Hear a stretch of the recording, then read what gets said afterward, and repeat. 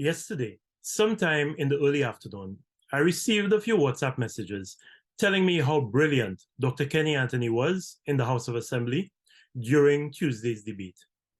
I was busy at the time launching a backyard garden at the Rainbow Children's Home in Viewfort, so I was not really tuned in to the goings on at the House of Assembly. However, my response to the WhatsApp messages was that I was not surprised.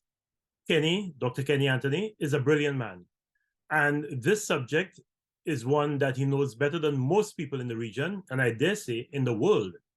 I went on to say to the people that had sent me the messages that it is a pity that politics has caused so many people to disrespect Dr. Anthony.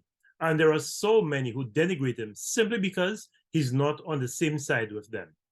That is the sad thing about our petty, insular, and parochial politics. It teaches us and it encourages us to hate people simply because they support a different political party. Politics took a brilliant and accomplished regional statesman in Dr. Vaughan Lewis, now Sir Vaughan, under whose leadership the Organization of Eastern Caribbean States, OECS Secretariat, had become internationally recognized and applauded, and it ridiculed him, accusing him of being nothing more than an inveterate drunk. When Sir Vaughan switched political sides, the same people who had shamefully sullied his name suddenly started to shamelessly sing his praises and exalt his prowess in international relations and regional integration. Our political history is replete with examples of this type of bashing when we're on the opposite side and praising when we're on the same side type of behavior. At some point, we must develop the maturity to respect people's opinions when they are not the same with ours, and give them the recognition and respect to which they are due. Our country is too small and our human resources too limited for us to keep tearing each other apart and disrespecting each other over something as simple as the color of a political shirt.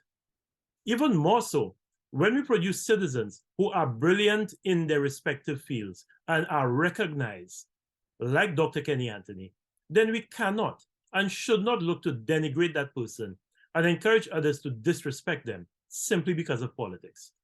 There's a Creole saying that goes, Haïtien ne dit de blanc. We would do well to heed its wise counsel. I will watch Dr. Anthony's presentation later today. But while I know I will be impressed, educated, and learn many things that I did not previously, I doubt I will be surprised. For 20 years, I had the privilege of seeing the brilliance of Kenny Anthony up close. And I know the heights he's capable of reaching. In fact, my one regret, which I once stated publicly at a Labour Party conference of delegates at the Castries Comprehensive Secondary School a few years ago, quite a few years ago, in fact, is that politics and circumstances somehow conspired to prevent our country from witnessing the very best of Kenny Anthony. Over the past weekend, I had the honor and the privilege of facilitating a consultation that brought together almost 100 St. Lucian citizens of all walks of life to try to find civil society-led and driven solutions to the challenges that confront us.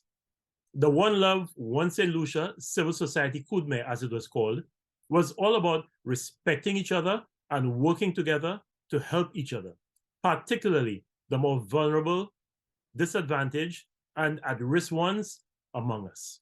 If we can learn to respect each other and work together, we'll find that many of our problems will diminish and some may even disappear. We can do better. So let's do better.